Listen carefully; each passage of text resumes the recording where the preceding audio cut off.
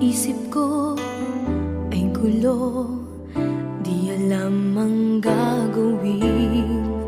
Kung ako'y iiwas at sa'yo ay sasabihin na ako sa'yo'y may pagtingin. Di mo lang ito napapansin.